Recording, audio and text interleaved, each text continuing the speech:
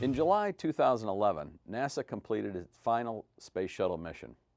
As the 30-year program drew to a close, the space agency was faced with the difficult decision of where to locate the retired shuttle orbiters. In making its decision, NASA had two goals. First, place the orbiters where they would be preserved for history and be seen by the greatest number of people. And second, save tax dollars by awarding them to institutions willing to reimburse NASA for the $28 million it will cost to prepare them for display and transport them to their new homes. Beginning in 2008, NASA gave interested museums a chance to request an orbiter, and more than 25 organizations expressed interest.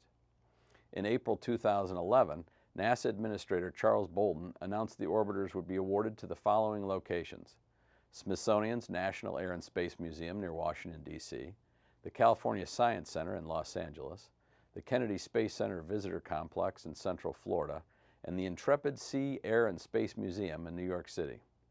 Following this announcement, disappointed applicants and some members of Congress questioned whether the agency's selection process had complied with federal law or was influenced by improper political considerations. To answer these questions, the NASA Office of Inspector General examined the agency's process for choosing permanent display locations for the shuttle orbiters. In sum, we found that NASA set up an objective process that complied with federal law. Specifically, the agency assembled a team of civil servants who evaluated and ranked the applicants based on a series of criteria, including annual museum attendance, regional population, access to international visitors, and ability to meet NASA's delivery timetable. Based on this evaluation, the team recommended to Administrator Bolden that the orbiters be placed at the Smithsonian and the three locations that finished highest in the rankings.